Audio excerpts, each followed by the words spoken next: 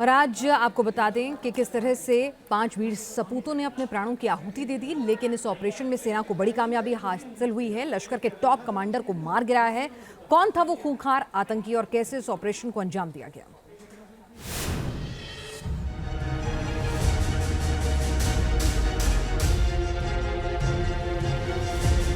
नाम कौरी, पहचान लश्कर-ए-तैयबा का आतंकी।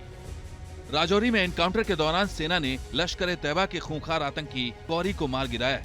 कौरी आतंक का वो काला किरदार जिसे पाकिस्तान में बैठे उसके आकाओं ने जम्मू कश्मीर में आतंक की आग को भड़काने भेजा था, लेकिन आतंक के इस चिराग को राजौरी के जंगलों में ही बुझा दिया गया। लश्कर आतंकी कौरी पिछले 1 साल से राजौरी और पुंछ में एक्टिव था। डांगरी और कंडी में हुए हमलों का सरगना था कौरी। अफगानिस्तान और पाकिस्तान में भी ली थी ट्रेनिंग। कौरी आईडी बनाने का एक्सपर्ट था, साथ ही स्नाइपर चलाने में भी माहिर था। राजौरी पुंछ में सांप्रदायिक दंगे फैलने, आतंकवाद को बढ़ाने और लोकल यूथ को रिक्रूट करने की जिम्मेदारी दी गई थी। लेकिन कौरी और पाकिस्तान में बैठे लश्कर के सरगनाओं के अरमानों पर इंडियन आर्मी के जवानों की गोलियों ने पानी फेर दिया। कौरी के अलावा इस ऑपरेशन में एक और आतंकी ढेर हो गया। बीते 10 दिनों में लश्कर को घाटी में बड़ा झटका लगा है। 16 नवंबर को कुलगाम में 5 आतंकी मारे गए। 13 नवंबर को राजौरी में एनकाउंटर में लश्कर के 2 आतंकियों को मार गिराया गया और अब 23 नवंबर को राजौरी में 2 आतंकी ढेर कर दिए गए। एक तरफ लश्कर को बड़ा झटका दिया गया, वहीं राजौरी के ताजा ऑपरेशन में इंडियन आर्मी के 2 कैप्टन समेत 5 वीर सपूत शहीद हो गए।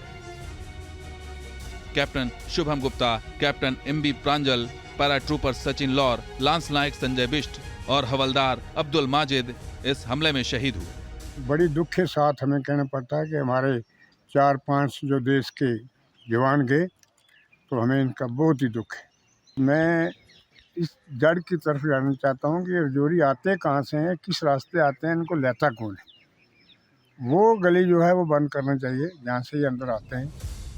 इस एनकाउंटर की शुरुआत बुधवार को हुई थी। धर्मसाल के बाजीमाल इलाके में आतंकियों के छिपे होने की सूचना पर सेना और जम्मू कश्मीर पुलिस ने सर्च ऑपरेशन शुरू किया था। इस दौरान जंगल में छिपे आतंकियों ने उन पर फायरिंग शुरू कर दी। यहाँ 2 आतंकियों के छिपे होने की खबर थी।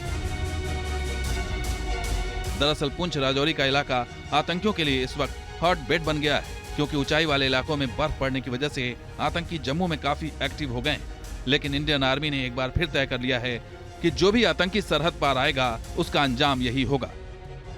Team news nation.